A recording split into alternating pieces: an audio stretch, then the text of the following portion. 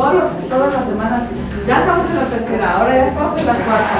Y créeme que yo creo que estoy un poco más nerviosa yo que ustedes, porque el compromiso que tenemos es un compromiso de equipo, es un compromiso grande que tenemos que además todos tenemos que terminar más o menos en los mismos tiempos, no es de que uno avanzó y el otro se los quedó, no.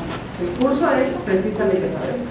Bueno, aquí está la maestra Rosa María Hernández Mora, y ya tuvimos oportunidad de trabajar 3 sesiones con el maestro Christopher, ¿sí? Ahora ya vamos a entrar precisamente al contenido temático de lo que es el aspecto sustantivo de nuestro trabajo, de nuestro programa. Ella nos va a apoyar precisamente con este módulo. Rosa María Hernández Mora es abogada, egresada de esta facultad, donde imparte varias experiencias educativas. Quizá ustedes ya la conocen. Ella imparte la materia de la experiencia educativa de procesal penal, también imparte práctica forense penal, derechos fundamentales y también derecho penal, ¿no? Derecho penal especial. Ella va a compartir con nosotros el segundo módulo. Ya las 3 primeras sesiones fueron destinadas al primer módulo, ya vamos a trabajar en el segundo módulo. Ella agota el segundo módulo y ya la próxima sesión, el viernes, vamos a tener otro módulo que va a ser desarrollado por parte de la maestra Sandra Bonilla y posteriormente la maestra María Guadalupe Vázquez Hernández, y posteriormente me toca a mí un módulo con ustedes. Así es que le vamos a dar la bienvenida a la maestra Rosa María Hernández Mora. Tenemos, afortunadamente en esta sesión no vamos a ver nada de lo que es la metodología para hacer su trabajo de investigación. Vamos a destinar las 3 horas para abordar todo lo que es el segundo módulo, ¿sí? Ella ya me mandó el material. Yo creo que en esta semana o más tarde ya deberá estar en la plataforma para que ustedes después lo puedan descargar, y en caso de que no sea así, hoy mismo les vamos a dar a ustedes en su memoria el material para que ustedes lo tengan, ¿sí? Bueno, recibámosla con un fuerte aplauso porque... Muchas gracias, buenas tardes. Más para abajo es una carpeta. Derecho procesal penal. Arriba, ¿no? Presentación. Dice procesal penal. Procesal penal. No, ese no, el procesal penal 13. Aquí está, no, hasta abajo, el último. El de hasta abajo. Ese. De ahí vamos a abrir curso Facultad de Derecho. De ahí vamos a empezar con principios de curso. Sí,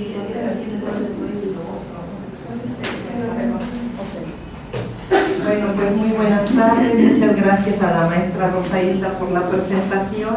Y bueno, pues sí, efectivamente algunas caras conocidas, creo que incluso fueron mis alumnos, y pues vamos a tener la oportunidad de compartir a través de esta sesión pues un poco de la experiencia que tengo. Obviamente puedo hablar de experiencia, aunque apenas estamos iniciando en este sistema oral.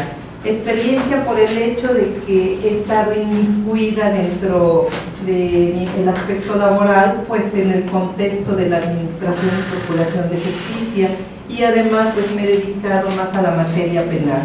Entonces, de tal suerte que ojalá les sirva pues estos pequeños conocimientos que les pretendo transmitir el día de hoy.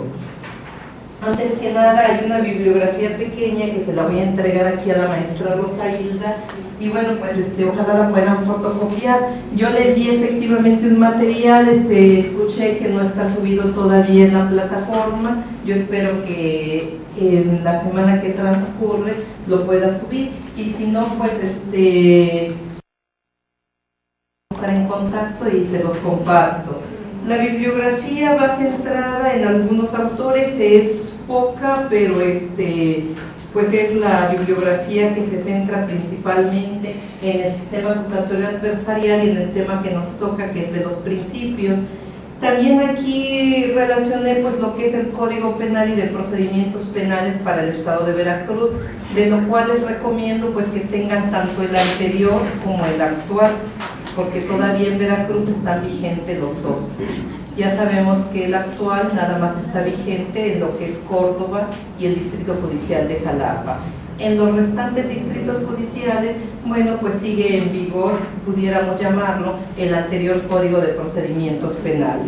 También invoco lo que es nuestra Constitución Política de los Estados Unidos Mexicanos, la Constitución del Estado de Veracruz, Ley Orgánica de la Procuraduría General de Justicia y Ley Orgánica del Poder Judicial del Estado. Dentro de estos me permito destacar un libro de Hesber, de Benavente Torres Hesber, y otro que se llama Derecho Procesal Penal Aplicado, con juicio oral, derechos y principios constitucionales. Por otro lado tenemos Investigación Policial y Teoría del Caso, del autor Hidalgo Murillo José Daniel, ambos de Flores Editor y Distribuidor. Esos primordialmente, se los dejo aquí con la maestra Rosa Isla. ¿Esta bibliografía está en electrónico? Todavía no, pero si lo quieren fotocopiar en un momento, pues ya la pueden tener. Ok, pues vamos a empezar con el tema principios del sistema de justicia penal acusatoria adversarial. Elegí esta imagen porque pues obviamente es en razón de la globalización, son principios rectores del juicio oral. Hemos denominado a este nuevo sistema en la implementación juicio oral. Tal vez mal denominado, pero bueno, es la manera de identificarlo en forma más común a través de la denominación juicio oral, porque predomina precisamente ese cambio de la escritura a la oralidad. Adelante. Bueno, a manera de introducción tenemos una comparativa entre lo que es el sistema tradicional y el sistema acusatorio. El tradicional, bueno, se compone de estas etapas: investigación ministerial, preinstrucción, instrucción, juicio y sentencia. Lo encontramos en el artículo 9 del Código de Procedimientos Penales anterior, y el nuevo sistema acusatorio lo encontramos en el artículo 183 del nuevo Código de Procedimientos Penales. La estructura de estas etapas: primero la investigación inicial, que de alguna manera se equipara a la investigación ministerial. Luego tenemos la etapa de preinstrucción, instrucción, juicio y sentencia, que se equipara a la etapa de proceso. Dentro del proceso encontramos la fase de control previo, la investigación judicializada, la intermedia o de preparación y finalmente la fase de juicio oral. Seguiría una tercera etapa que sería segunda instancia y finalmente ejecución de sanciones. Adelante. Bueno, luego también tenemos un glosario comparativo, es comparativo entre el sistema mixto, que es el que todavía de alguna manera rige en la mayor parte de los distritos judiciales del Estado, y el acusatorio, que es el que está entrando en vigencia en 2 distritos judiciales. El sistema mixto y el acusatorio. Y de investigación ministerial, aquí en el acusatorio hablamos de carpeta de investigación. O sea que ahora cuando vean un expediente de inicio en el Ministerio Público, ya no va a ser el expediente de investigación ministerial, va a ser la carpeta de investigación, entonces cambia. Luego tenemos preinstrucción. Bueno, pues se equipara a una etapa de control de garantías que queda a cargo de un juez de garantía, así como casi todas las fases, excepto el de juicio oral y la etapa de sentencia. Luego tendríamos ofrecimiento y admisión de pruebas, que sería después de la preinstrucción. Esto lo encontramos en el acusatorio en la fase intermedia. Posteriormente, desahogo de pruebas, conclusiones y sentencias. El 4, que equivale al juicio oral. El juicio oral ya vimos que es otra etapa dentro de la estructura del sistema acusatorio. El juicio oral sirve precisamente esta etapa para el desahogo de las pruebas. Quiere decir que hay una etapa anterior, que sería la intermedia, donde te van a ofrecer y te van a admitir las pruebas que presenten las partes. Pero aquí nada más tenemos el desahogo de pruebas, posteriormente vienen conclusiones y sentencias. Entonces, en el juicio oral. Las conclusiones son los alegatos de clausura dentro precisamente de la etapa de juicio oral. La sentencia, bueno, pues es la resolución que va a poner fin a ese procedimiento penal.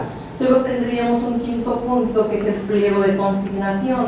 Aquí se llama solicitud de formulación de imputación, y que ya vemos o ya veremos que más bien es de manera oral, y aquí el pliego de consignación pues es a través de un escrito.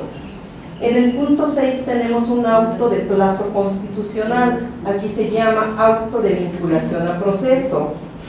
Perdón, si recuerdan, punto 6, auto de plazo constitucional, cuando llevaron procesal penal, es lo que veíamos como resoluciones de qué, Rosy.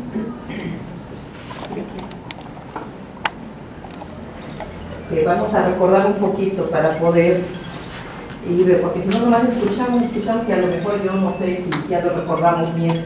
Auto de plazo constitucional, auto de vinculación a proceso. Un auto de plazo constitucional, ¿qué es el auto de plazo constitucional? Recordamos un poquito. ¿Cómo nos llamamos? Alan.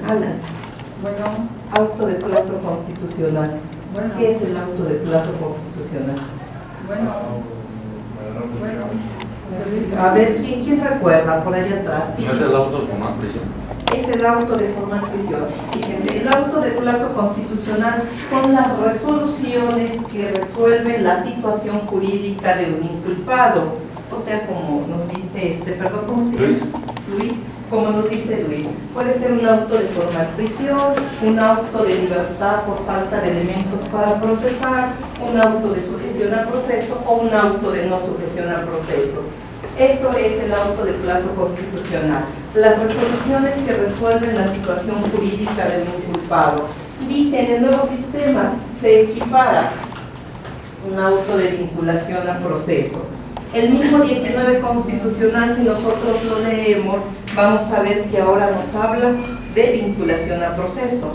Al final de cuentas es un equivalente del auto de formal prisión. Vinculación al proceso es que va a vincular al imputado al proceso, a la continuación de este proceso. Claro que tiene cambios de fondo, pero bueno, en términos generales se equiparan al auto de plazo constitucional con el auto de vinculación al proceso. En contraposición, si allá hablamos de un auto de libertad por falta de elementos para procesar, aquí ¿de qué hablaríamos, Luis? Auto de vinculación al proceso, hablaríamos de un auto de no vinculación al proceso, nada más así sencillo. Luego tenemos en el punto 7, dice, hablábamos de cuerpo del delito. En el punto 7 dice, datos que establezcan la existencia del hecho delictivo.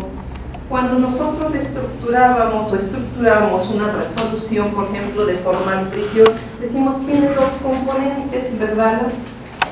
Que son, ¿qué es lo que se analiza en una resolución de plazo constitucional? El cuerpo del delito y la probable responsabilidad. El cuerpo del delito y la probable responsabilidad. El cuerpo del delito y la probable responsabilidad. Tenemos dos puntos que se analizan. Y aquí dice, bueno, cuerpo del delito es uno de los primeros aspectos que te van a analizar en una resolución de plazo constitucional. Nada más que en el nuevo sistema les llamamos datos que establezcan la existencia del hecho delictivo. Existencia del hecho delictivo. Entonces cambia la terminología también. Pero bueno, de alguna manera lo estamos equiparando, cuerpo del delito, a la existencia del hecho delictivo.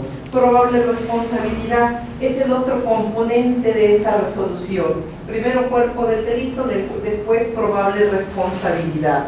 Le equiparamos punto 8, probable comisión o participación en su comisión. Cambia también la terminología.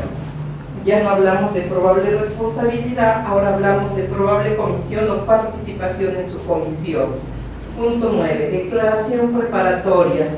Bueno, ya recordamos dónde es la declaración preparatoria, ¿verdad? ¿Sí, Rubí? ¿Dónde? Cuando hay un detenido se presenta ante el juez y esa es una declaración, la declaración de la acusado. La primera declaración que va a rendir un inculpado ante el juez ya. Obviamente aquí hablaríamos en la etapa de preinstrucción, ahí hablamos de la declaración preparatoria. Desde luego sabemos que con sus garantías puede declarar o negarse a declarar. punto 9 dice declaración, ahora se llama declaración preliminar.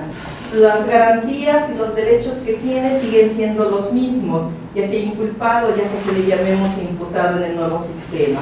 Es la primera declaración que emite, puede declarar o puede negarse a declarar, que emite ante la autoridad jurisdiccional, porque obviamente pudo haber declarado ante el Ministerio Público, pudo no haber declarado.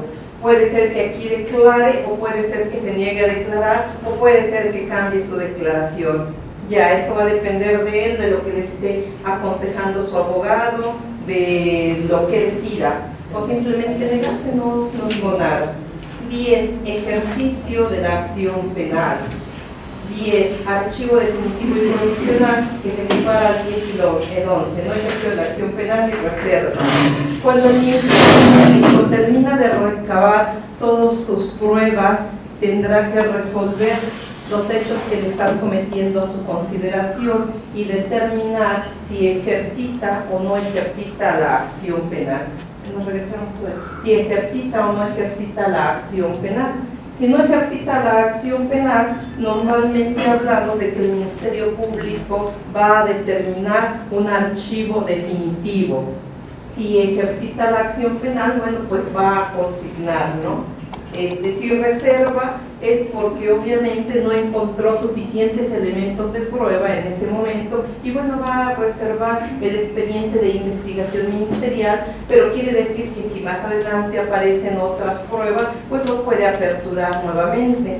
Y pues aquí tenemos que se llama archivo definitivo y provisional, que viene siendo en esencia lo mismo, ¿no? Entonces ya vimos la comparativa entre un sistema y otro sistema. Ahora sí, adelante.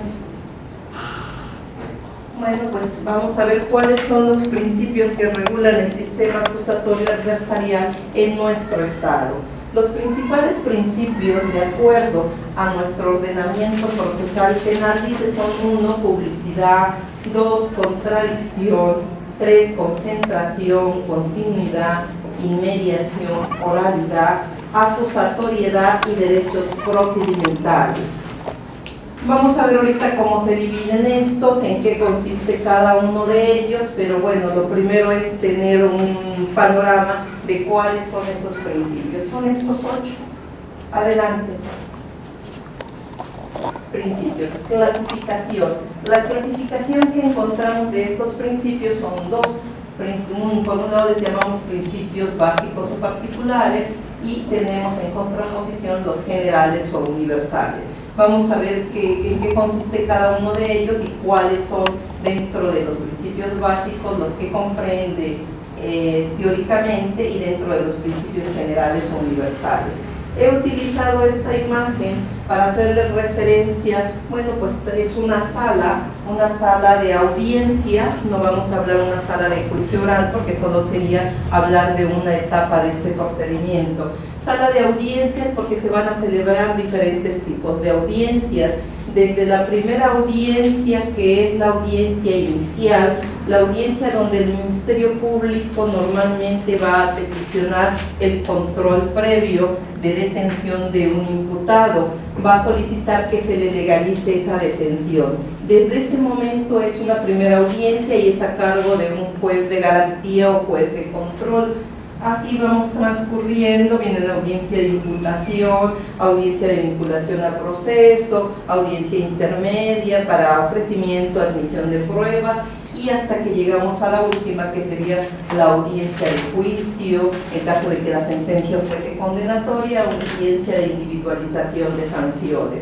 Todos transcurren en la misma sala y no necesariamente es la audiencia de juicio, sino son todas las audiencias que contempla el procedimiento mismo.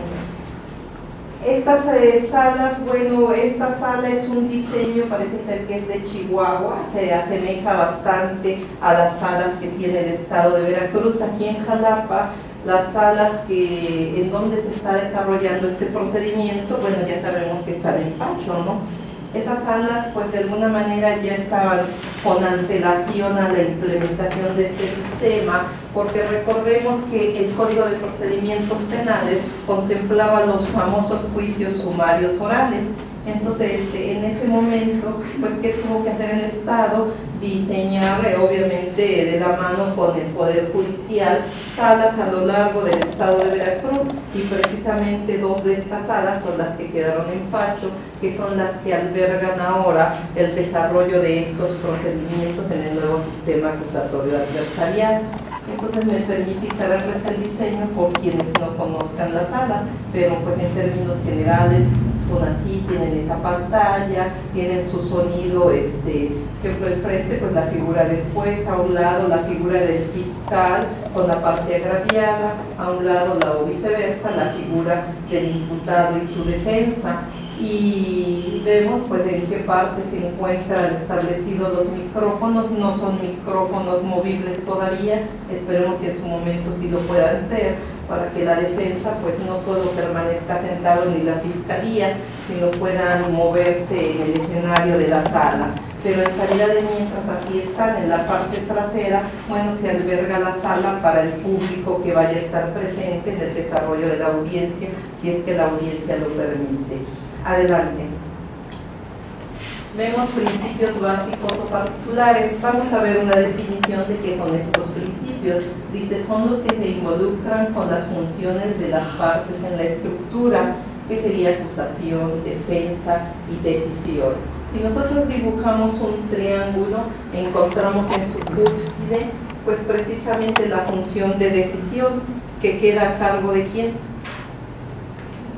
Del juez, efectivamente. En la base encontramos la acusación y la defensa. La acusación, a cargo de quién tenemos la acusación. Es del fiscal Miguel. Del Ministerio Público, el fiscal es perfecto. Y bueno, pues la defensa no tenemos problema, ¿verdad? A cargo del abogado defensor, ya sea de un defensor particular o ya sea un defensor público. Ahora vamos a ver cuáles son estos principios básicos o particulares. Adelante. Estos principios del juicio oral básicos son el de oralidad, inmediación, concentración, continuidad, contradicción, imparcialidad y publicidad. Bueno, pues vamos a ver en qué consiste cada uno.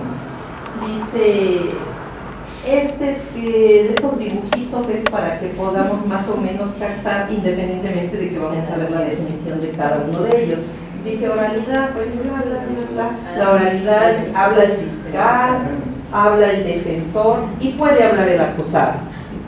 Y pues el público, la publicidad, de alguna manera es representativo, ¿no? Porque vamos a ver que la publicidad no solo depende de que el público esté presente en una audiencia. Y bueno, los jueces, aquí hay la figura de 3 jueces. Nosotros en Veracruz tenemos 3 jueces, que es el juez de garantía o de control, el juez de juicio y el juez de ejecución. También 3 jueces porque en algunos otros estados tienen la figura pues, de un tribunal colegiado. Quiere decir que para el desarrollo de una audiencia se contemplan 3 jueces. Los 3 jueces pueden ser de control, 3 jueces pueden ser para juicio también. Entonces tiene un doble efecto la representación de los 3 jueces. Adelante. Vamos a ver qué es la oralidad. Hablamos mucho de la oralidad y entendemos que la oralidad es el uso de la palabra hablada, ¿no?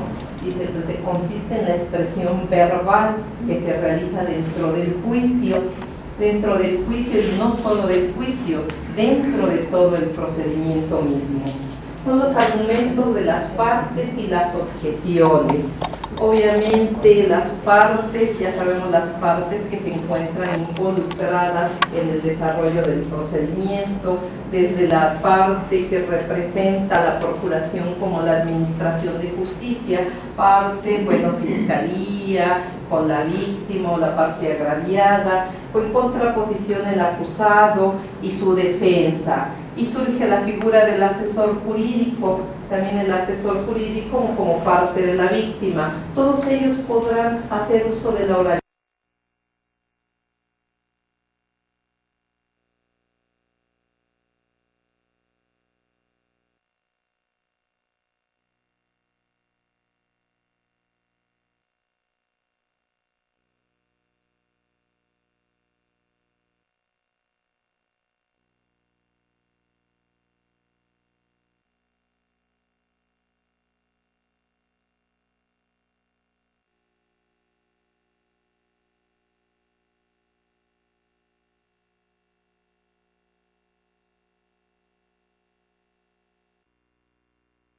ahí con el escribiente y lo hacía de viva voz. ¿Cuál es la diferencia?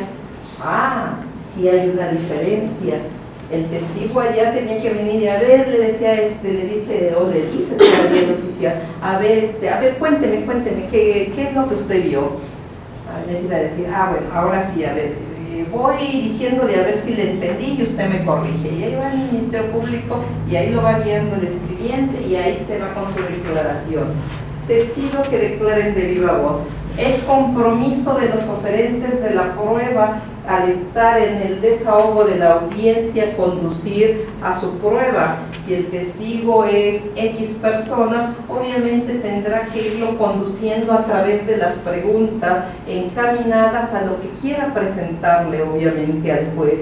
¿Qué pretende demostrar? ¿Qué pretende acreditar con el dicho de ese testigo?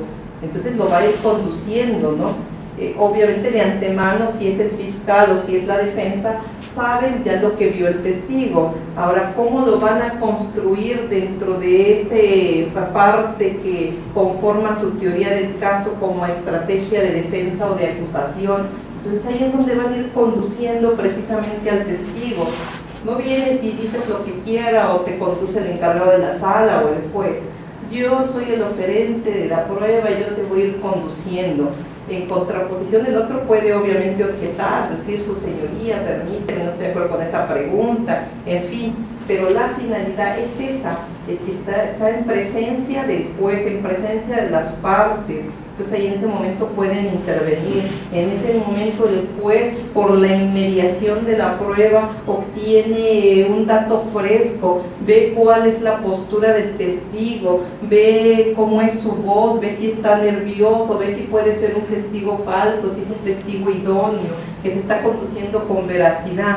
Todo eso va a obtener a través del uso de la oralidad, se va mezclando con los demás principios y con una finalidad de mostrar alguna situación, ya sea por parte del fiscal o por parte de la defensa. Lo mismo los peritos. Los peritos, ¿qué hacían normalmente o todavía hacen? Viene el perito con su dictamen, viene el escribiente y checa el dictamen, bueno, lo ratifica, ya ni lo lee, a lo mejor sí se lo lee, pero si no le dice, ratifica su contenido, reconoce la firma, no, pues ya sí que lo ratifica, ya el contenido, reconoce contenido y firma, y párale de contar. Ahora el perito no, el perito tendrá que pararse en un escenario dentro de la sala de audiencia, y si es el perito del fiscal o de la defensa, igual, va a conducir a su perito para demostrar algo. Pareciera que explica su dictamen de viva voz, pero bajo la conducción del oferente de la prueba, apoyado por fotos, videos, objetos, pizarrón, lo que necesite para poder demostrarle al juez su técnica, su materia, lo que pretenda demostrarle el oferente de la prueba. Entonces ahí tendrá que ser la habilidad de las partes técnicas, que sería la fiscalía y que sería la defensa.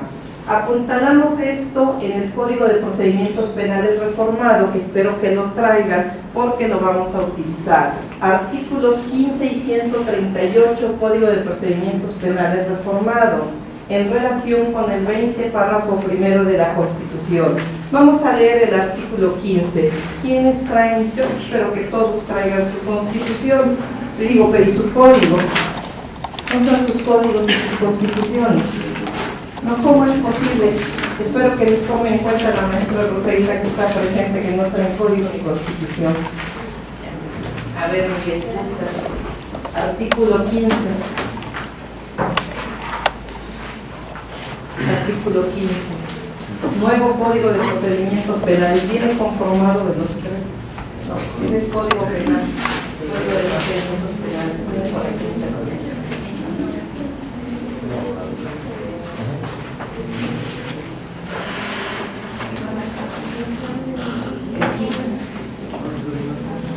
Ya tenemos el 15. A ver, Luis, vamos a leer de aquí. Sobre la oralidad. La oralidad. El proceso penal se regirá principalmente por la comunicación oral entre los vinientes del mismo. Ajá, entonces ya estamos viendo cuál es la respuesta que da el Código de Procedimientos Penales, cómo introduce el que llamamos o que teóricamente se llama principio de la oralidad, que entendemos que no es un principio, más bien es un instrumento, ¿no?, que se va a utilizar precisamente para accesar a todos los demás principios. Pero vamos a ver qué nos dice el 138. A ver, aquí el 138, ¿cómo se llama? A ver, el procedimiento 138, a ver, reformado. Las sentencias se desarrollarán predominantemente de forma oral. Las resoluciones serán pronunciadas oralmente, con expresión de fundamentos y continuaciones. Una vez que se ha pronunciado la resolución, todos los presentes en la audiencia serán notificados y, posteriormente, podrán constatar el registro correspondiente en los términos previstos en este código. Lo anterior, sin perjuicio de observar lo dispuesto por el segundo párrafo del artículo 143 de este código. Ok, entonces vemos, no es cualquier oralidad, ¿no? Por cualquiera a lo mejor puede venirse, parar y hablar. Dice, debe de ser una oralidad fundada y motivada. Debes de decir cuáles son tus razones, cuáles son tus motivos en el uso de tales argumentos. Argumentas y argumenta sobre todo el fiscal y argumenta la defensa. Debe de ser sobre bases sólidas, debe de ser sobre determinados principios, debe de ser encaminado a un fin. Lo debes de fundamentar, debes de motivar. Yo digo esto, yo digo que mi cliente no es responsable de los hechos que le viene atribuyendo la fiscalía, toda vez que en el caso particular voy a demostrar que se actualiza una excluyente de incriminación contenida en el artículo tal del Código Penal. Ahí está dando por qué dice esto y está dando un fundamento y una razón. Ya todo esto lo tendrá que desarrollar a lo largo del procedimiento con sus pruebas, etcétera, etcétera. Entonces es una oralidad fundada y motivada. Ok, vamos a continuar. Artículo 20, párrafo primero de la Constitución. Esta sí la tenemos avanzada, ¿verdad? Artículo 20, párrafo primero de la Constitución.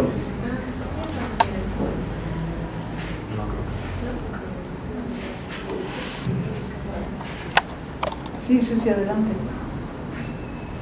Artículo 20. El proceso penal será acusatorio y oral. Se regirá por los principios de publicidad, contradicción, concentración, continuidad e inmediación. Ok, gracias.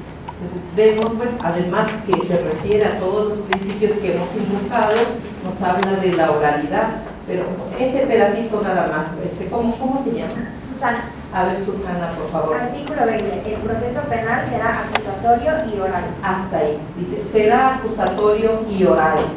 No dice, se regirá por los principios de acusatoriedad y oralidad. Dice, será acusatorio y oral. ¿Cómo será ese procedimiento? Entonces, es una característica al final de cuentas, es un medio.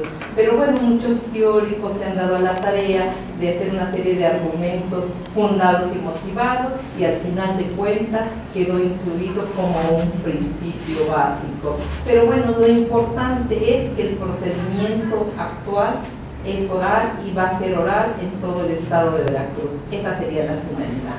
Adelante. Seguimos con la oralidad. Dice, más que un principio en sí, constituye el medio más apto para preservar la consecución de determinados fines del nuevo proceso, entre otros la inmediación y publicidad, al permitir que los jueces, que los intervinientes y el público en general puedan por medio de sus sentidos observar cómo aquel se desarrolla. Tiene un fin, ¿no? Pero además vemos que vincula ya de manera directa inmediación y publicidad. Oralidad, bueno, va a permitir la inmediación por la cercanía que van a tener las partes con el juez, que sería una de las finalidades, ¿no? Que el juez escuche, pero no solo va a escuchar el juez. Si está haciendo un planteamiento al fiscal, en contraposición escucha la defensa, en esa igualdad de armas que tiene, pues puedo defenderte porque en este momento estoy escuchando una idea directa, una idea fresca. En este momento, como yo ya conozco la carpeta de investigación, voy a poder contraatacar de esta manera porque mi teoría del caso y mi estrategia para defensa es la siguiente. Entonces, eso es importante, la publicidad. Publicidad no solo porque escucha un público, la publicidad más que nada es porque las partes involucradas de manera directa van a poder estar presentes en el desarrollo de sus pruebas, de las pruebas de ver cómo el juez va interviniendo, cómo el fiscal hace sus planteamientos y cómo su defensa lo defiende. Es la publicidad inmediata en relación primero con las partes, lo que va a permitir lo que se pretende, que se recupere la confianza de la sociedad, ¿no? Al darse esa publicidad, la publicidad primero hacia las partes, hacia la víctima, hacia el imputado, dice, bueno, si yo considero que no soy culpable o que tengo una causa de justificación y mi defensa lo va a demostrar, voy a poder observarlo, ¿no? Voy a poder observar si en verdad se va a hacer justicia, si voy a tener una buena defensa, o qué va a hacer el fiscal para demostrar que sí soy responsable. La víctima va a adquirir más confianza en el Ministerio Público. Claro que ahorita pues no empezó muy bien aquí en Jalapa, ¿no? Si leyeron los medios, ¿qué pasó con el primer asunto que llega el 11 de mayo? Que alguien leyó los diarios, escuchó la radio, las noticias. Pero ¿de qué asunto fue? Del robo del cajero del IFE, ¿te acuerdas? ¿Y qué pasa? Dicen, oye, pero si los detuvo ahí saliendo del cajero, ¿cómo es posible que la juez de control dejara en libertad a estas personas? Y pues ellos fueron, vaya, las pruebas lo demuestran. Ah, pero hay que ver qué hizo el Ministerio Público, que realmente hizo un buen planteamiento, si realmente demostró que se dio la fragancia, y qué tipo de fragancia fue, o si fue virtual, porque, bueno, pero si grabó, ahí estaba el video, pero no saben que no lo presentó el fiscal porque no llegó a tiempo el video. Pero no saben que también la policía al detenerlo, supuestamente, vaya, ahí tendríamos que ver qué pruebas presentaron, los agredió físicamente, no sé para qué, pero bueno, lo hizo, llevaban huellas en su cuerpo, entonces son una violación además de derechos humanos. Y pues yo no sé si dicen que bueno, pues la policía cometió el primer error, luego el fiscal no hizo un buen planteamiento para solicitar en el control previo la legalización de la detención que venían sufriendo estos imputados, y pues ¿qué hace la juez? Pues ordena su libertad. ¿Y qué hacen estos personajes? Pues ¿qué creen que hicieron?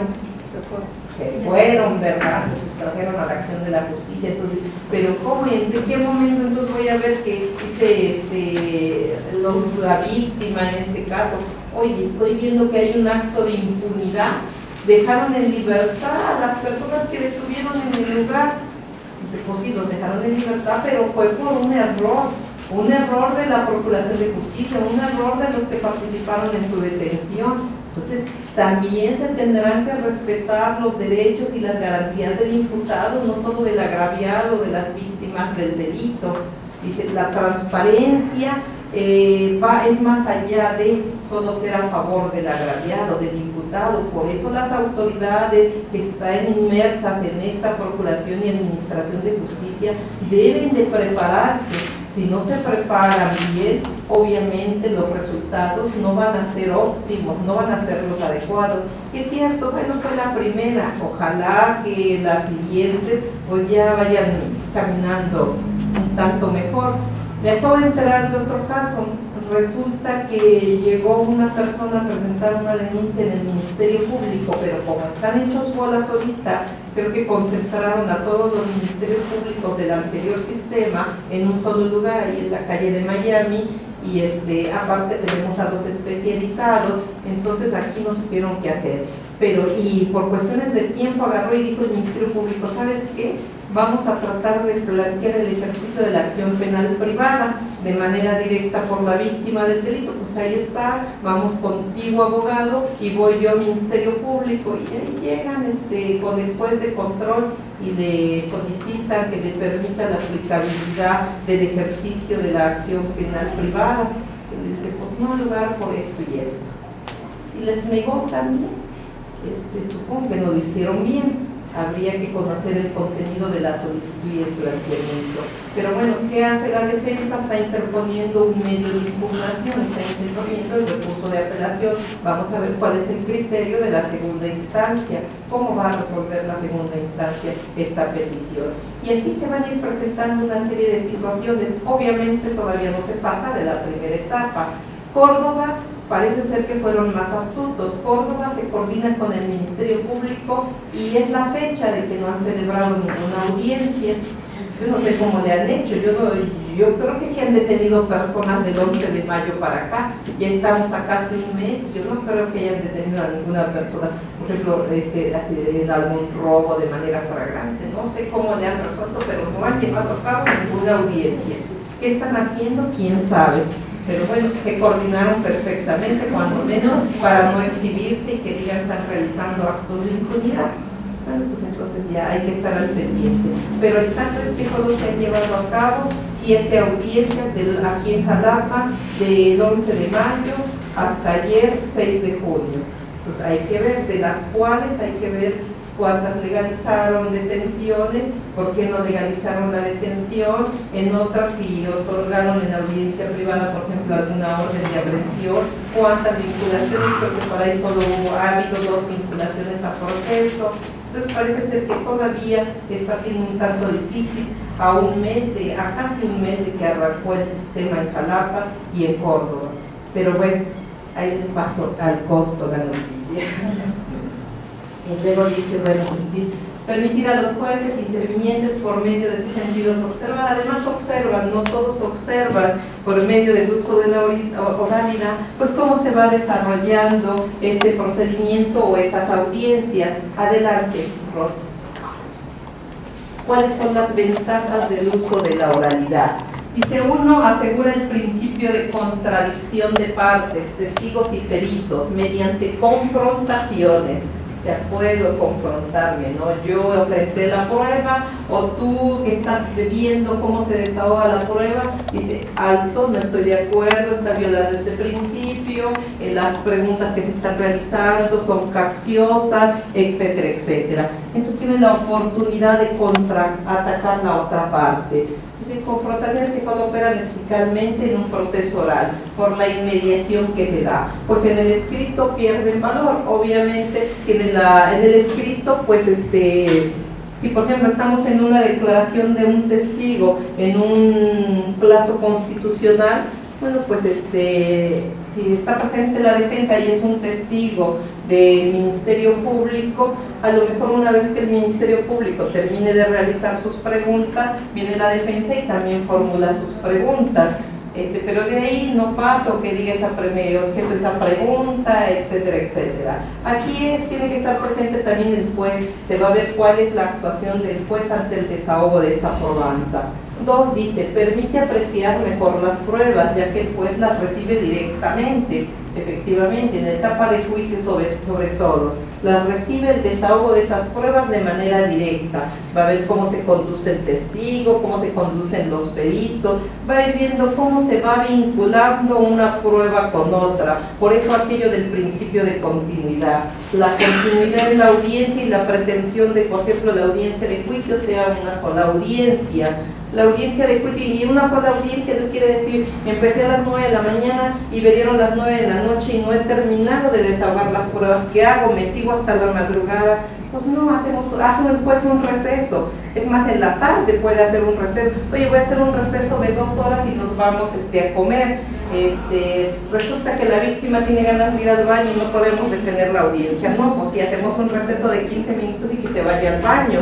Entonces puede haber recesos en el desarrollo de la audiencia puede tardar probablemente varios días, pero la continuidad es que no se pierda la secuencia en el desarrollo de la audiencia.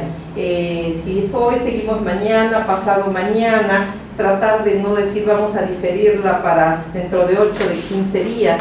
Entonces debe de haber continuidad, por eso el principio de la continuidad. Dice, obtiene un mayor número de elementos de convicción con menos trámites y realiza efectivamente las leyes sustantivas. Pues sí, menos trámites porque se procura eso, que sea de manera inmediata, ¿no? Adelante. contribuye a una mayor efectividad de la regla moral en el proceso, se supone que esa es la pretensión, recuperar valores, ¿no? Al estar presentes todas las partes, bueno, pues no va a haber tiempo, se supone que no va a haber tiempo para que digan, bueno, pero es que fuiste a hablar con el Ministerio Público, fuiste a hablar con el juez, cambió esto y aquello, no. Todo tiene que ser de manera directa, por eso se pretende que así sea. Y innecesarias y acarrea una economía procesal apreciable. Bueno, no tanta solemnidad. Eso no quiere decir que el juez no pueda ir bien vestido, ¿verdad? No pueda ir con su toga, que sería lo ideal, para que no haya un distingo de que un juez trae un pantalón muy corriente y el otro trae un corte inglés, por ejemplo.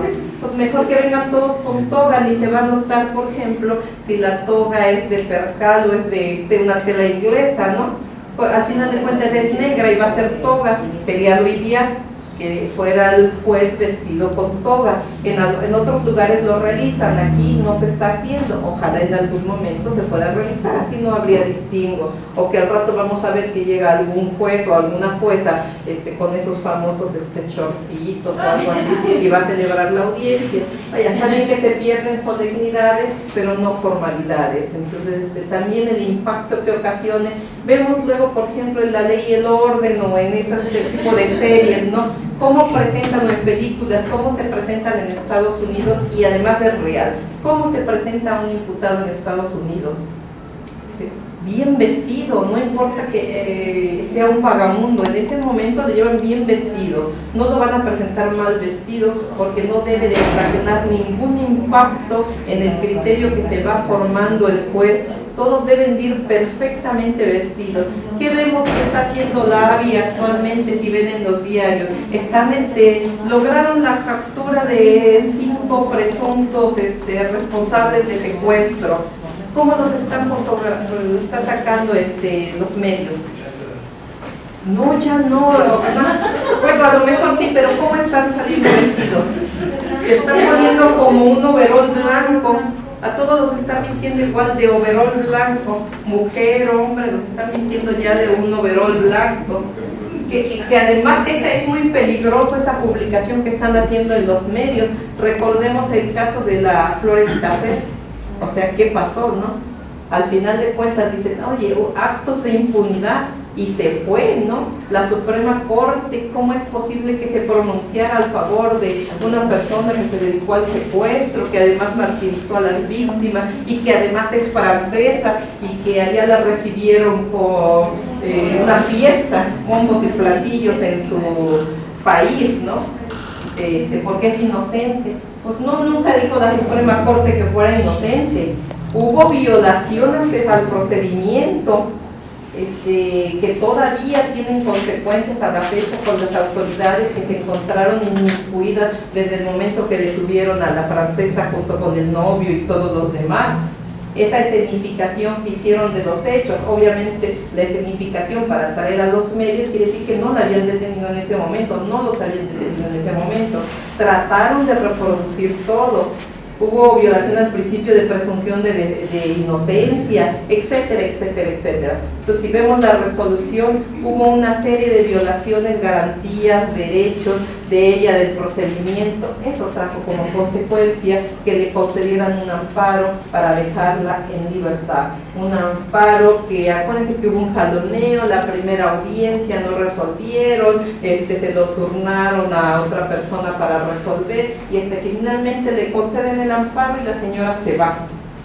Y bueno, pues ¿qué pasó? Pues pasó eso, que las autoridades no hicieron su trabajo de manera correcta. Entonces es lo mismo en la actualidad.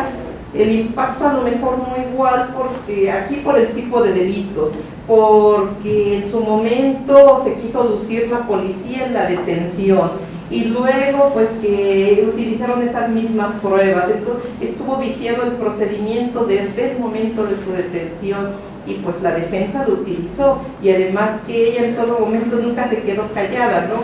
Ella bajo el argumento de que no era cierto, que pobrecita francesa vino a México a buscar trabajo y se aprovechó de su inocencia, la enamoró, pero que ella no sabía que se dedicaba al secuestro, ni que pertenecía a una banda, ni nada, y pues pobrecita mujer, sola, allá lejos de su país, imagínense, que no se defendió, la verdad que se defendió, los abogados supieron aprovechar y hasta por ahí escribió un libro, todavía le sacó provecho.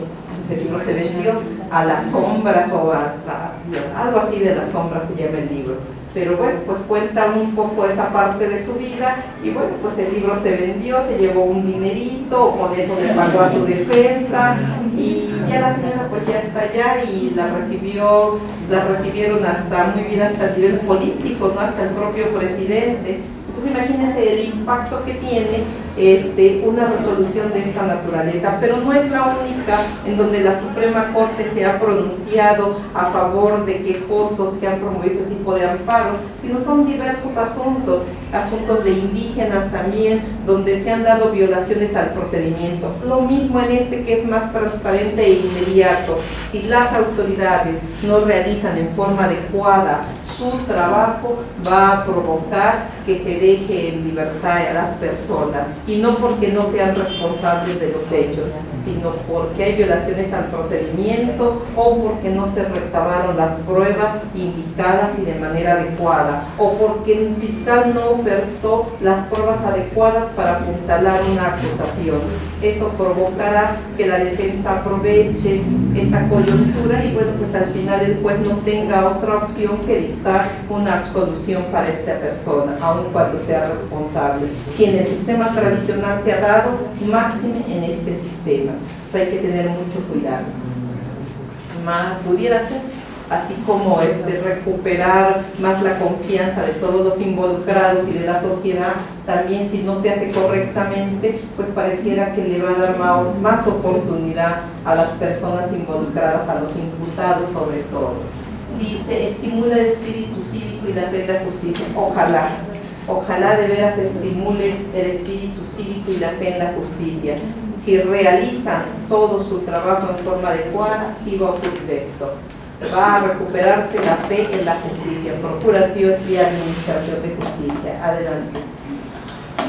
Bueno, vamos a pasar a otro principio. El B sería la inmediación, llevamos oralidad, vamos con la inmediación. Dice, es el contacto directo del juez con las partes, ya que obliga a que estos confronten sus versiones sobre los hechos que dan origen al juicio, tales como, y antes de continuar, tales como cuáles, vamos a ver qué nos dice el artículo 20, el artículo 131, Código de Procedimientos Penales reformado, el artículo 20, primer párrafo de la Constitución.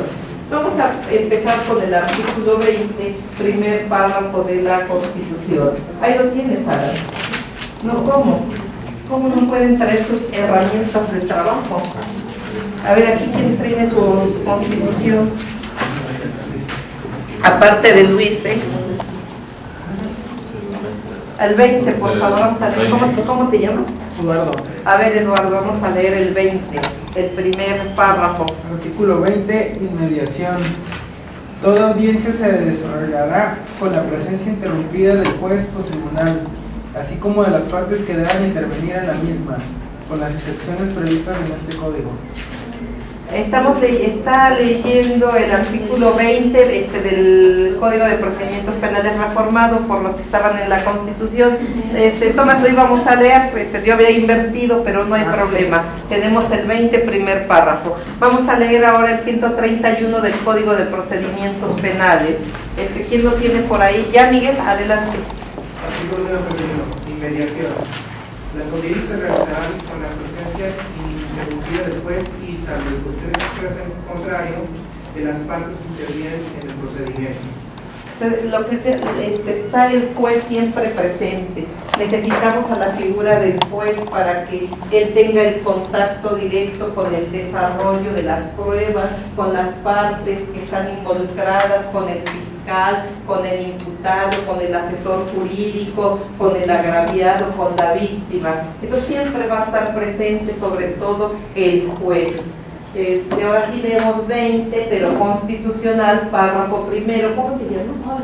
Olga, por favor. El proceso penal será acusatorio y oral, se regirá por los principios de publicidad, contradicción, concentración, continuidad e inmediación. Ahora sí es uno de los principios que contempla la Constitución para este procedimiento. Entonces ya estamos viendo sus fundamentos y que al final de cuentas de aquí deducimos que es la inmediación, pues ese contacto directo del juez con las partes, que obliga a que estos confronten sus versiones sobre hechos que dan origen al juicio. ¿Cómo? ¿Cuáles? Uno, los alegatos y el desahogo de pruebas que se llevan a cabo ante el juez.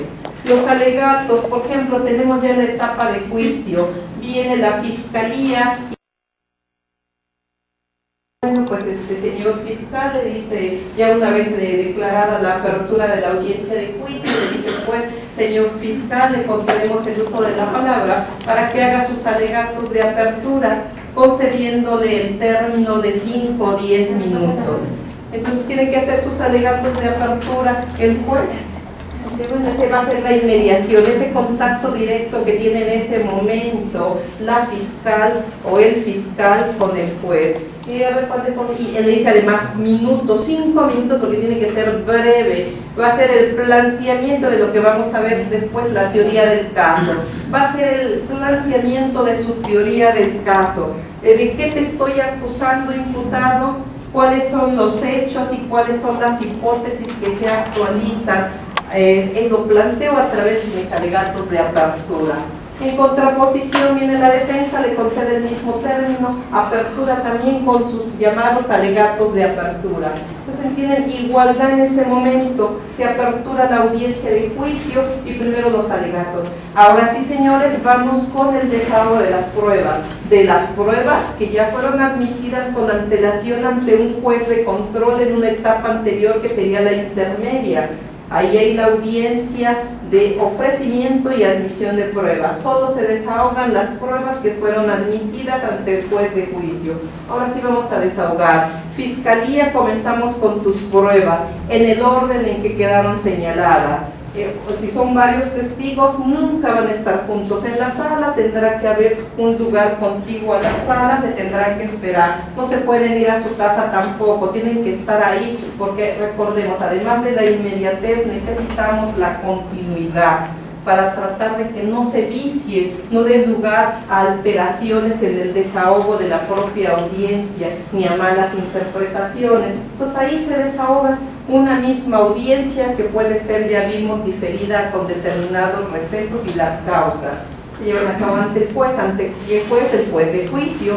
Ya estamos prácticamente en la última etapa.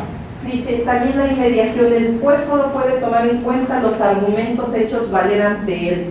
De que dijiste otra cosa ya ante el juez de garantía, eso no, yo no lo voy a analizar.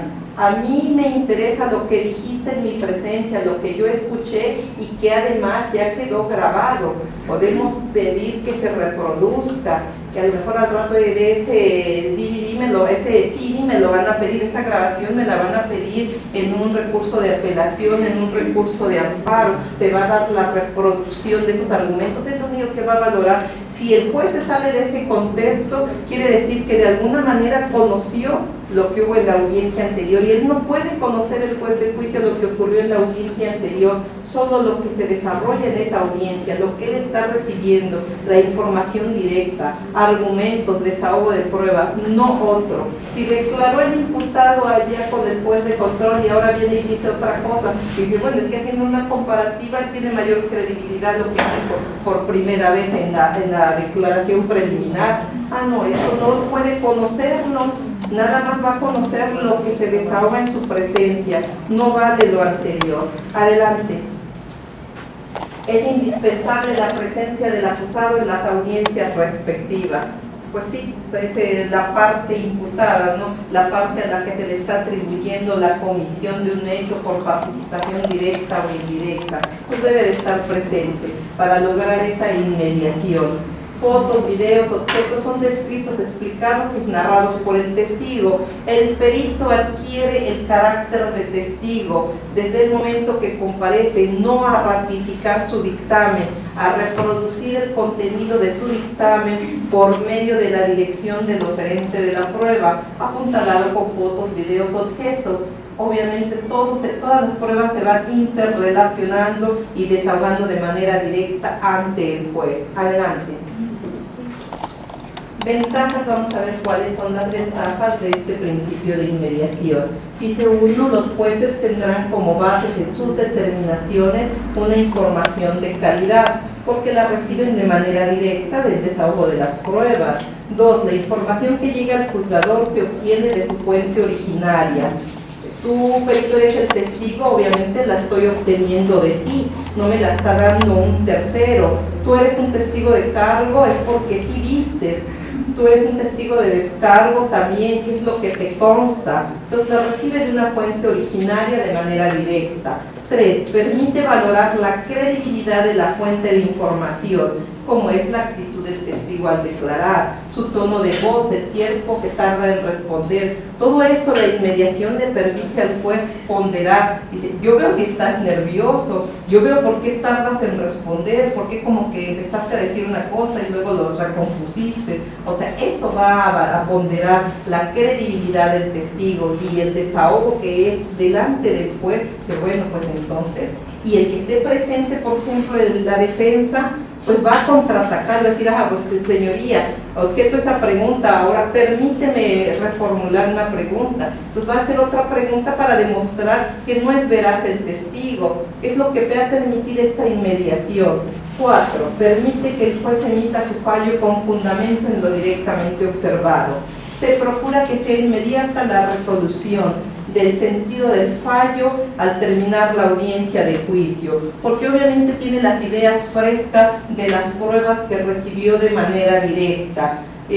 No que vaya a resolver dentro de un mes, es cierto, le pueden reproducir el video, pero no es lo mismo, hay cosas que se conservan de manera inmediata. Eso le va a permitir al juez pronunciar un fallo más cercano a la realidad y obviamente más cercano a lo que esté probando cada una de las partes en base a la teoría del caso que haya utilizado como estrategia en el desarrollo del juicio. Adelante. Inmediación.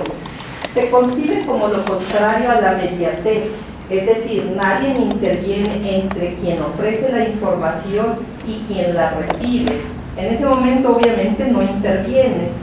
¿La recibe quién? Directamente la recibe el juez. ¿Quién ofrece la información? Por ejemplo, un perito. Después que la contraparte diga, intervengo por esto, objeto por esto, pero en el momento de la información se recibe como tal, la valora como tal y obviamente tiene que sopesar el juez si la contraparte pidió alguna intervención, si a través de la intervención logró desvanecer la veracidad o la credibilidad de un testigo. Hay que ver cómo se condujo el testigo. Requiere, por lo tanto, durante el juicio presencia ininterrumpida de todos los que participan. Por eso hablamos también que se vincula con el principio de continuidad. Este testigo apuntalado con este perito, apuntalado con esta otra pericial, apuntalado con el dicho del imputado, etcétera, con lo que tenga que vincularse para demostrar alguna situación determinada. Adelante. Y bueno, pasamos a otro principio que sería el tercero, la concentración. Vamos a ver qué es la concentración. Este se refiere a actos procesales de distinta naturaleza que se llevan a cabo en una sola audiencia. Al hablar de principio de concentración, no solo hablamos de pruebas, hablamos de la concentración también de actos procesales. Por ejemplo, les puedo poner en el caso de la audiencia inicial que encontramos concentrada del artículo 418 al 432 del nuevo Código de Procedimientos Penales. El 418 y el 19 nos enlistan una serie de actos procesales que se desahogan en lo llamada audiencia inicial. La primera de los actos procesales es el control previo de legalidad de la detención que venga sufriendo un imputado. Una segunda, pudiéramos decir que es la declaración preliminar del imputado, y bueno, aquí vemos la imputación que formula el Ministerio Público, y finalmente la vinculación a proceso. Son diferentes actos procesales.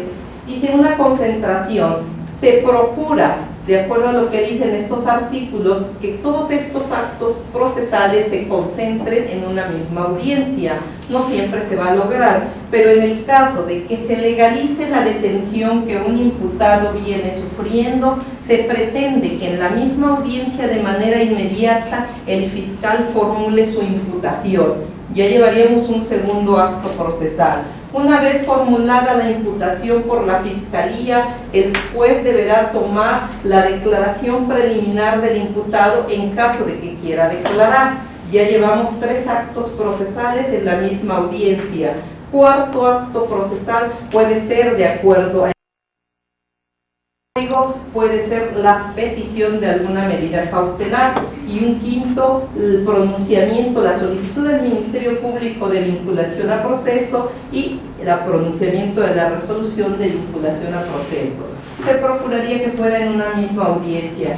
Esta es la concentración de los actos procesales en distintos actos procesales en una misma audiencia. La necesidad de que se vinculen para que no se pierda la esencia de los actos mismos, que la finalidad sería el pronunciamiento de la resolución de término constitucional, que sería la vinculación a proceso, que ya vimos que se equipara a un auto de formal prisión. Entonces, por eso hablamos de que los actos se desarrollen en la misma audiencia. No siempre va a ser así, pero se procura.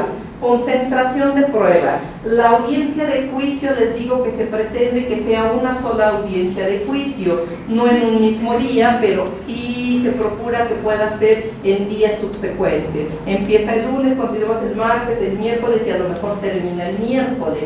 Entonces ahí hablamos del desarrollo de las pruebas, desahogo de las pruebas en la misma audiencia. Hay concentración de pruebas. Entonces, precisamente para que no se pierda también la inmediación que se tiene, la publicidad, se da la concentración del desahogo de las pruebas para poder crear un determinado juicio de reflexión en la mente del juez y pueda pronunciar algún veredicto final en relación a lo más cercano a la realidad de los hechos, o a veces lo más cercano a la realidad jurídica que le presentan las partes.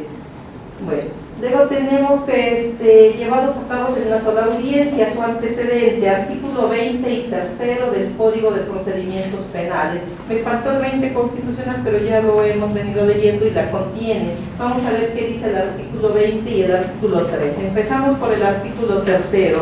A ver, préstenle a Alan un código y que los subsecuentes traigan un código. Sí, me preocupo porque al rato no, vas a decir, no me enseñaron bien ahí en ese curso. 3. Artículo 3. Principios generales. Este ordenamiento se regirá por los principios de debido proceso, juicio previo, presunción de inocencia, imparcialidad judicial, juez previamente establecido, prohibición de doble juzgamiento, carga de la prueba, protección de la víctima, exclusividad de la investigación penal, fundamentación, motivación e interpretación conforme a la Constitución, prohibición de comunicación ex parte, oralidad, publicidad, contradicción, concentración, continuidad e inmediación. Ok, gracias. Vemos cómo el artículo tercero es tan amplio que contiene a todos los principios que hemos enlistado aún dentro de la clasificación, los concentra en una sola hipótesis, pero bueno, ahí encontramos la concentración. Lo vinculamos con el artículo 20, de una vez buscamos el 20. Artículo 20, inmediación. Eres 18. Ah, 18, me equivoqué yo, 18, perdón. Artículo 18, concentración. La recepción y el desahogo de las pruebas, así como el debate que se produzca previamente a las decisiones judiciales, deberán realizarse ante el juez y el tribunal competente en una sola audiencia. La pretensión que sea una sola audiencia, ya sea que hablemos de actos procesales o de pruebas. Dice, bueno, tal exposición de acusación y defensa, alegatos. Yo pensé de qué era lo que quería hacer. Exposición de acusación y defensa en alegatos de apertura. Lo que les decía, en la audiencia de juicio, exposición de acusación y defensa, ya es la concentración además no solo de prueba, sino de dos actos procesales, la acusación que formula la fiscalía y la defensa que formula el abogado defensor. Entonces son los alegatos de apertura, es la concentración de dos actos procesales porque son dos personajes los que van a formular su estrategia de acusación y su estrategia de defensa.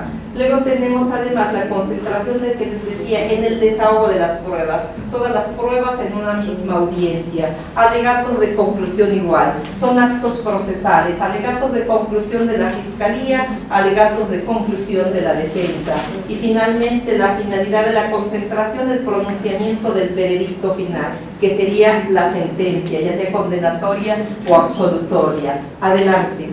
Ventajas de la concentración expedité. Va a ser rápido. La pretensión es que se resuelva rápido.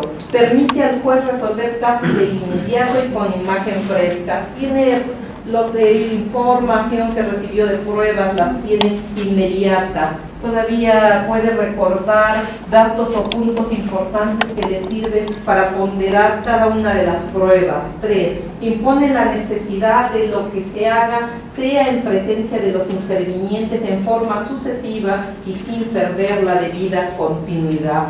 El desahogo de las pruebas es el ejemplo claro de ello, sin perder la continuidad, una tras otra con los recesos que se permitan.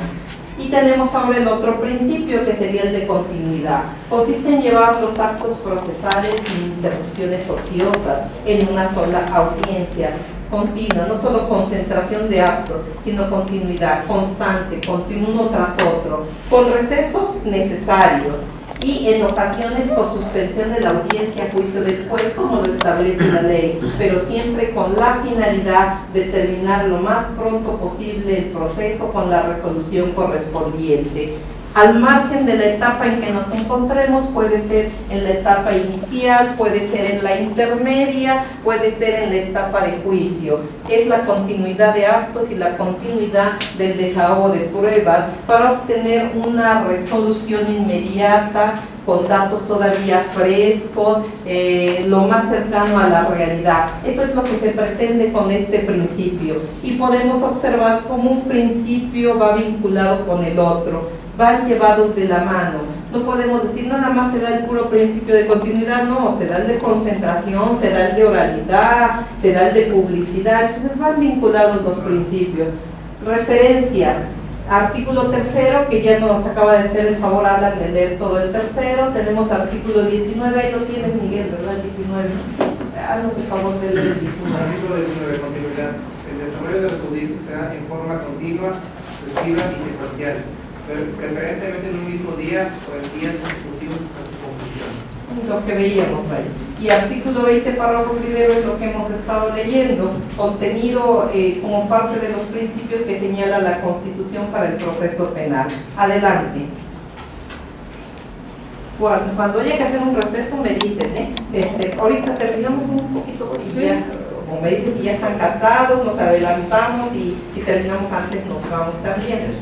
Si no se han cansado, nos seguimos, dice, en caso de que se realicen recesos, se darán solo por las razones siguientes. Para atender un descanso, a lo mejor ya está muy cansado el juez, muy cansado el fiscal, muy cansada la defensa, o muy cansado el público, y ya quieren irse a descansar un rato. O alguien quiere ir al baño a lo mejor, entonces nos suspendemos la audiencia. O por razón de la hora, pero estamos en buena hora todavía, entonces podemos continuar, todavía no hacemos ningún receso. Adelante.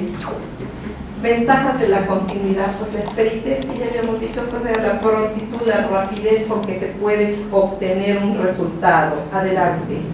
Y bueno, pasamos a otro principio que es el de la contradicción, que obviamente va ligado a los anteriores, y que cada parte tiene derecho a ofrecer su propia información al tribunal. Sin embargo, la contraria a su vez tiene el derecho de controvertir dicha información. Y, oye, momento, no es real, no es veraz, no puede ser creíble por esto y por esto. Ello en lo general se logrará mediante contrainterrogatorios y prueba sobre prueba. Que bueno, tú interrogaste, ahora yo voy a contrainterrogar a tu testigo para demostrar que no se conduce con veracidad. Entonces vamos a contrainterrogarlo. Fundamentos, los que hemos venido más o menos viendo, tercero, el 18 y el 20. Primer párrafo, adelante. Fiscal y defensa tienen derecho a 1. Contestar cualquier argumento de la contraparte. 2. A ofrecer prueba para restar credibilidad a las ofrecidas por la contraparte o para acreditar una versión alternativa. Obviamente el manejar una teoría del caso ya viene manejada desde la etapa anterior, que es la intermedia. Cuando el Ministerio Público formula su acusación para poder ofrecer sus pruebas, bueno, ahí hace su primer planteamiento de una teoría del caso. Entonces, obviamente, esa teoría del caso de alguna manera la va a conocer esa acusación la defensa, y la defensa tiene su propia teoría del caso. Entonces puede ofrecer sus pruebas para acreditar su teoría del caso, pero pruebas para contrarrestar credibilidad a las pruebas del fiscal. Entonces esa es la oportunidad que tiene. Dice, a contraexaminar testigos y peritos de la contraparte por vía de preguntas sugestivas, a objetar actuaciones y preguntas de la contraparte. Adelante. Ventanas de la contradicción. Dice, 1, produce mayor información y de mejor calidad. El juez va a estar muy atento, porque esta contradicción obviamente viene y de momento el fiscal le presenta esta prueba y parece que lo había convencido. Pero viene la defensa y dice, su señoría, pregunto esto y esto y esto. Y ya le quedó duda de lo que había creído con anterioridad. Entonces ahora pues tendrá que ser su habilidad de interrelacionar las demás pruebas para ver qué es lo que le va a provocar una mayor credibilidad a determinada prueba, qué valor le va a dar a cada prueba para llegar a una resolución final. Ello se supone que garantiza la justicia, o lo más apegado a la justicia, porque muchas de las veces va a ser tal la habilidad de la defensa o la deficiencia del fiscal que va a provocar obtener un resultado a favor del imputado. Y les digo, no quiere decir que el imputado no sea responsable. Recordemos aquel caso donde Mario Besares le pronunciaron una sentencia absolutoria cuando asesinaron a Paco Stanley. Entonces fue uno de los sospechosos como autor intelectual, pidieron un arraigo, le siguieron un proceso y al final pronunciaron una sentencia absolutoria que provocó su inmediata libertad. Dice, y bueno, nunca quedó acreditado, demostrado si en verdad fue autor intelectual o no de esos hechos. Lo que pasa que la deficiencia del Ministerio Público trajo como consecuencia la duda, y la duda favorece al reo y pronunciaron una sentencia absolutoria. Entonces, pues bueno, dificulta actos de corrupción. No le da tiempo, obviamente, a la otra parte. Dice, voy a hablar con el Ministerio Público, voy a hablar con el juez. Se supone que el juez no conoce nada hasta ese momento. Esperemos no contar con la habilidad y la astucia del mexicano, ¿verdad? Pero ya veremos, sino confiar precisamente en todo lo contrario. Mecanismos de contradicción. Bueno, ¿cuáles son los mecanismos que se pueden utilizar para el contrainterrogatorio? Dice, métodos de interrogación. En sus interrogatorios, las partes que hubieran presentado a un testigo o perito no podrán formular sus preguntas de tal manera que ellas sugirieran la respuesta. Durante el contrainterrogatorio, las partes podrán confrontar al perito o al testigo con sus propios dichos u otras versiones de los hechos presentados en el juicio. En ningún caso se admitirán preguntas engañosas, ambiguas o aquellas que incluyan más de un solo hecho, así como aquellas destinadas a coaccionar ilegítimamente al testigo o perito, ni las que fueren formuladas en términos poco claros para ellos. Estas normas se aplicarán al acusado cuando se llenare a prestar declaración. Entonces, este es un método que se puede utilizar, un método en el contrainterrogatorio. la forma en cómo se pueden formular los contrainterrogatorios y obviamente cómo la parte también contraria puede intervenir, ya sea en el interrogatorio o contrainterrogatorio, para hacerle la observancia al juez. Su señoría, esa pregunta que está formulando la fiscalía pues es contraria, lleva más de 2 preguntas o lleva pues, contenida la respuesta o es capciosa. Entonces puede hacer esa observancia precisamente para declarar la improcedencia de esa pregunta. Entonces son mecanismos que se pueden utilizar ya en la práctica. Adelante. Tenemos durante el interrogatorio del acusado, testigo o perito, se les podrá leer parte de sus declaraciones anteriores o documentos por ellos elaborados, cuando fuere necesario para ayudar a la memoria o para demostrar o superar contradicciones o con el fin de solicitar las aclaraciones pertinentes. Obviamente cada una de las partes conoce pues, la carpeta de investigación. Conoce la carpeta de investigación el fiscal, conoce la carpeta de investigación la defensa. El juez desconoce el contenido de la carpeta de investigación. Únicamente, sobre todo en tratándose de la etapa de juicio, el juez va conociendo lo que se va desahogando en esa etapa de juicio a través de las pruebas. A veces, si observa alguna de las partes, que un testigo, por ejemplo, se olvidó de algo o que es necesario aclararle alguna situación, va a solicitar el permiso del juez para poder dar lectura a la parte conducente. También puede ocurrir, por ejemplo, que el juez advierta que, por ejemplo, el fiscal se pronuncie en un sentido y decir, bueno, es que esta pregunta la formulo en base a que la carpeta de investigación, cuando declaró el testigo en la parte medular, dijo él y dice la defensa, señoría. Precisamente yo también tengo la carpeta de investigación y simplemente está omitiendo el fiscal esta palabra, y al incluir esa palabra cambia el sentido de la declaración. Entonces viene y ¿qué va a decir el juez? Señores, por favor, les pido que ustedes que tienen en sus manos la carpeta de investigación se ciñan al contenido de la carpeta de investigación, no alteren los hechos, no me obliguen a actuar de otra manera, por favor. Señor fiscal, le pregunto, ¿está leyendo bien el contenido de esa parte de la prueba? Lo mismo a defensa, y si ambos insisten en sostener lo que vienen diciendo, entonces el juez en ese momento va a tener que dar lectura a esa parte de la de investigación única vez. Y si observa que el fiscal fue el que se condujo con falsedad, pues simplemente tendrá que actuar y dar vista a su superioridad o al Ministerio Público para la responsabilidad que le surja, porque les pidió que por favor se condujeran atendiendo al principio de civilidad, pues con veracidad en relación al contenido de la carpeta, y no lo hicieron. Entonces quien tenga responsabilidad tendrá que responder por ella. Adelante. Tenemos ahora otro mecanismo, prueba sobre prueba. Terminamos los principios, hacemos un descanso y terminaríamos con la teoría del caso.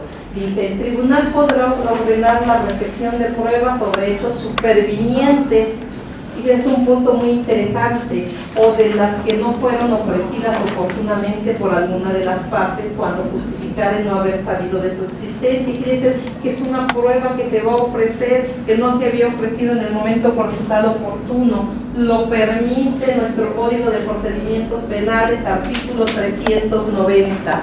A ver, por aquí, ¿quién tiene el Código de Procedimientos Penales, artículo 390?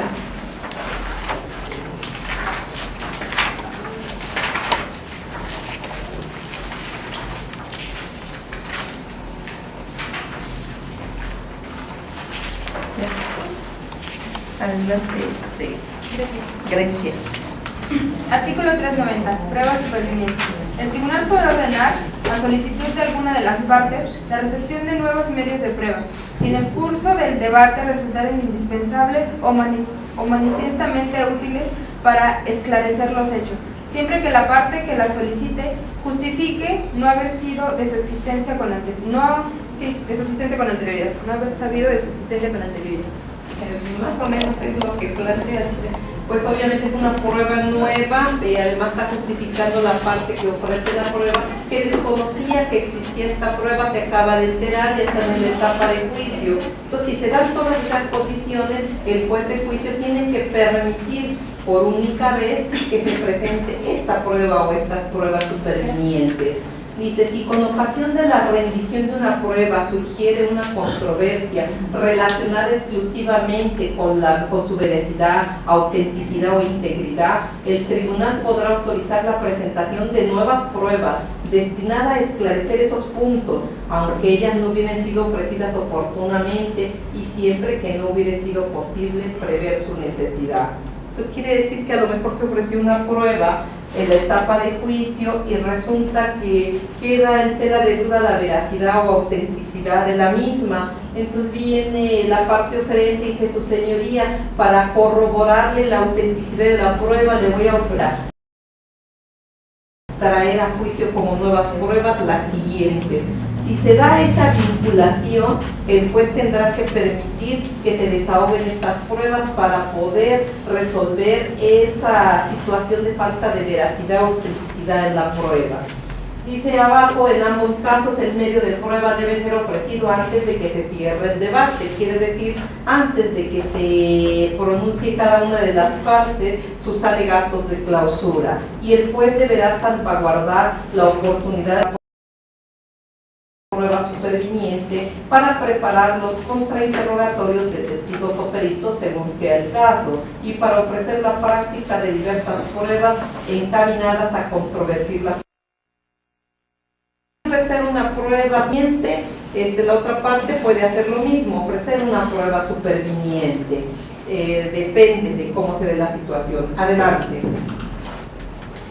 Garantía, estamos a punto de terminar, garantías judiciales mínimas.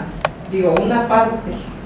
Tenemos traductor. Cuando una persona, por ejemplo, un indígena o hable un dialecto determinado, tendrá que permitirle un traductor. La información del hecho al imputado, pero también a la víctima del delito, otra vez tendrá que explicarle la información del hecho. Inmunidad en la declaración que rindan las partes involucradas. Defensa técnica, una defensa que tendrá que ser, bueno, pues entendemos un abogado en derecho. Autodefensa, se va a permitir la autodefensa llevada de la mano con una defensa técnica. Comunicación entre imputado y defensor. Comunicación privada, una preparación de la defensa, obviamente se le tiene que permitir a la defensa preparar su defensa, producir cada uno de ellos sus pruebas en base a su teoría del caso, y recursos, la interposición de los medios de impugnación que corresponda en razón de la resolución o el acuerdo que se pronuncie a lo largo del procedimiento en las diversas audiencias. Adelante. Derecho a guardar silencio. Bueno, que asimismo debe desestimarse la pretensión de la recurrente referida a un supuesto quebrantamiento del derecho del imputado a guardar silencio. Antes bien, de los antecedentes de la causa resulta más bien que el acusado prestó sus declaraciones autoinculpatorios ante la policía, digo que hizo el responsable, y también ante el fiscal libremente, de eso de manera espontánea, dijo sí, yo soy culpable, realicé este hecho, sin ser obligado a ello en modo alguno y habiendo incluso renunciado previamente al referido derecho de guardar silencio. Afirmar que quienes escucharon lícitamente esta confesión no pudieron dar testimonio de ella en el juicio oral significa intentar dar un efecto retroactivo inadmisible a la decisión posterior del inculpado de guardar silencio durante el juicio oral, con consecuencias sumamente defectuosas por la suerte que correría la investigación y la prueba reunida durante ella. Bueno, se refiere más que nada a este derecho de guardar silencio, al hecho de poder renunciar al derecho de guardar silencio. ¿Cuáles son los efectos y qué trascendencia puede tener a lo largo del procedimiento? Adelante. Defensa técnica, bueno, ya habíamos dicho, hay dos tipos de defensa, la material y la técnica. La material, la que realiza el propio imputado, que pudiéramos llamar autodefensa, ante el interrogatorio de la autoridad policial o judicial. Y la técnica es la que se confía al abogado, asistencia y asesoría jurídica, que se concreta en la explicación de los derechos y garantías del imputado, representación del imputado en los actos procesales no personales. Entonces es lo que se requiere realmente a lo largo del procedimiento, más que nada una defensa técnica. Adelante. La comunicación entre el imputado y defensor es libre y de manera privada, lo que ya comentábamos. Adelante. Preparación de defensa, posibilidad que tiene el imputado de preparar adecuadamente su defensa, se respalda en el artículo 8 del Pacto de San José, que dice concesión al imputado del tiempo y de los medios adecuados para la preparación de su defensa, a cargo de un defensor técnico. Adelante.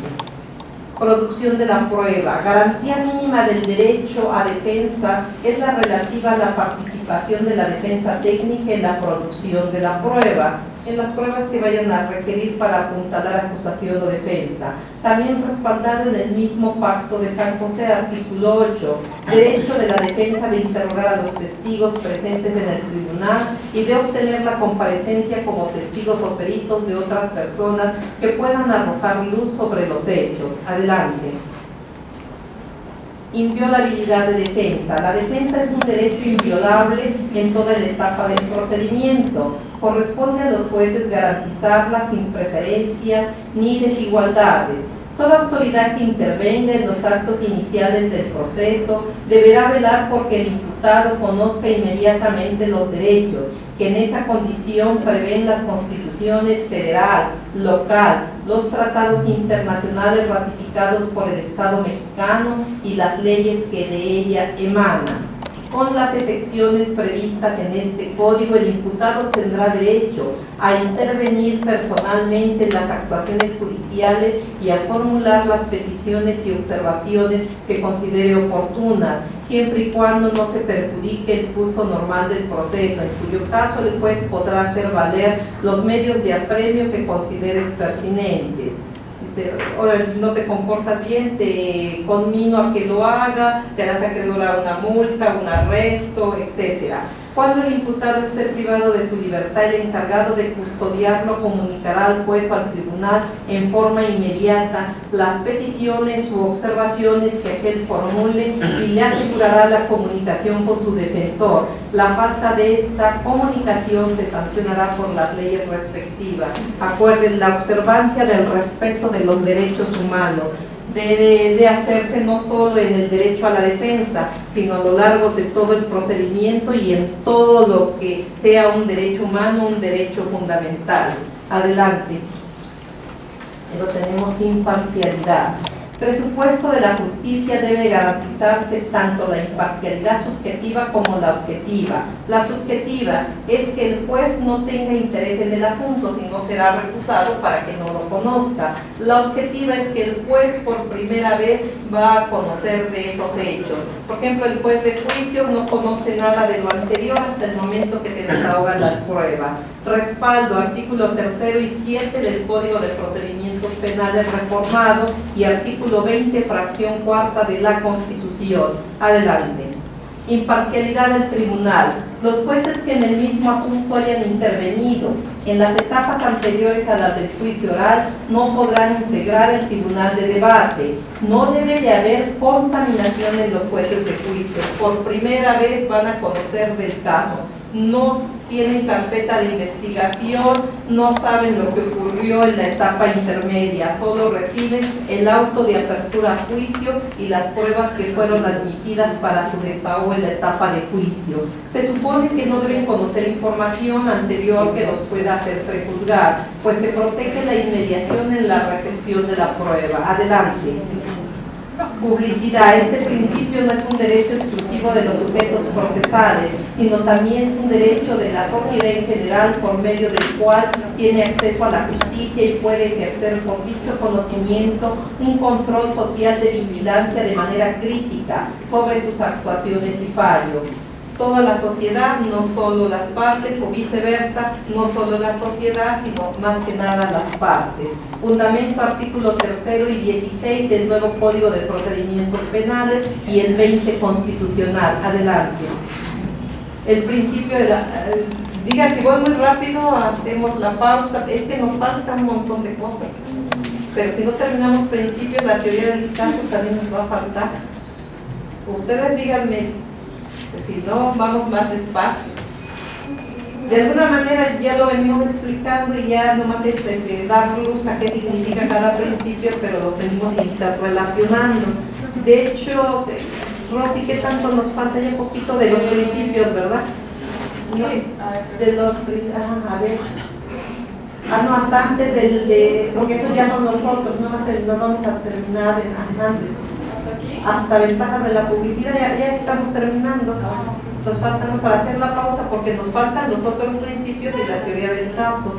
La publicidad, bueno, su objetivo es triple, tiene uno, consolidar la confianza pública.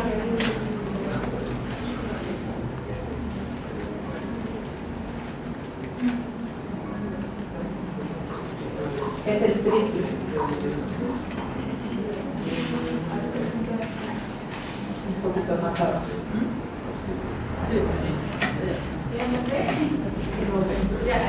Ahí sí. Consolidar la confianza pública en la administración de justicia. Sí, ahí está bien.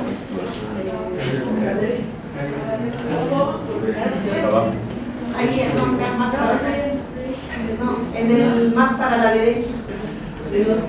Ahí. Bueno, primero recuperar la confianza en la administración de justicia, fomentar la responsabilidad de los órganos de administración de justicia y evitar que circunstancias ajenas a la causa influyan en el tribunal y con ello en la sentencia. Bueno, es el triple objetivo de la publicidad. Decía una de las problemáticas que se presenta, uno, la inseguridad que se da en nuestro país, dos, la falta de confianza de la ciudadanía en los órganos encargados de procurar y administrar justicia. Ello genera que se empiece a hacer un planteamiento de reforma al sistema de justicia penal. Y bueno, arrancamos en el 2008 con las primeras reformas a la Constitución. Una de las primeras es la del artículo, recordemos, 18 constitucional. Con el 18 de constitucional se regula la edad penal. Recordemos que teníamos la edad penal de hasta los 16 años, se amplía a los 18 años, pero además se introduce una garantía para los adolescentes que infrinjan el Código Penal.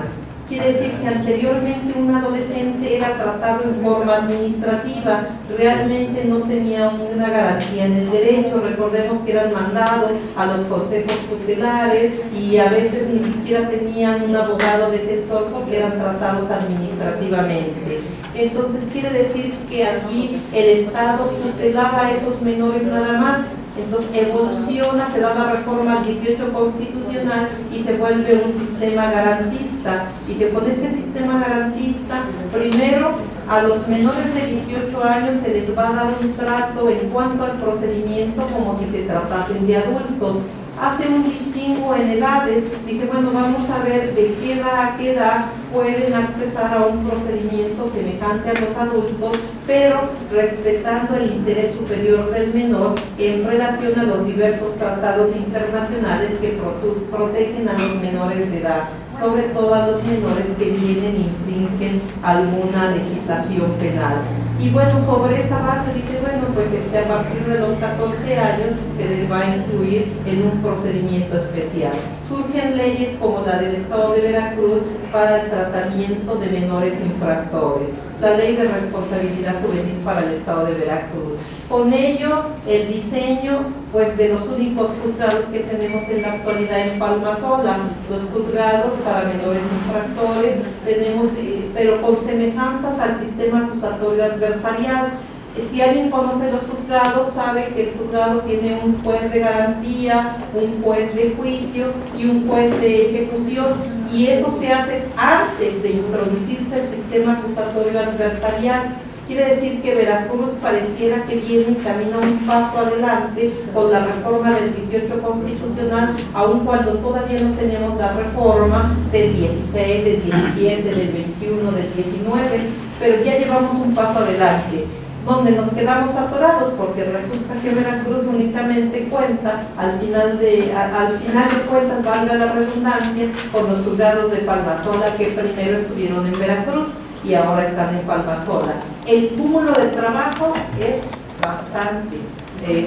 Conocen de los asuntos de adolescentes menores de 18 años a lo largo de todo el estado de Veracruz. Todos los asuntos llegan únicamente a este lugar.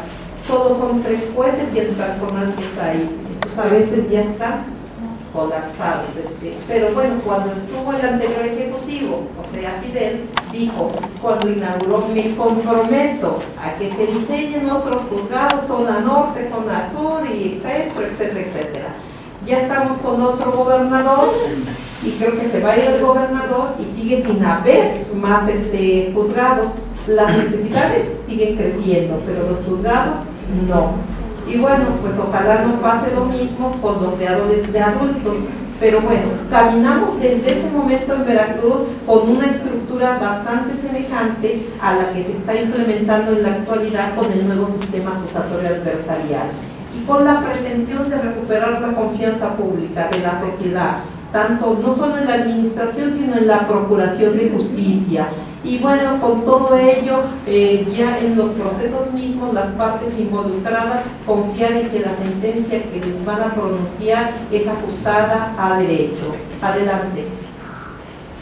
Ventajas de la publicidad. 1. Facilitar el control social sobre la administración de justicia y por ende dificulta la corrupción. 2. Legítima justicia ante la sociedad.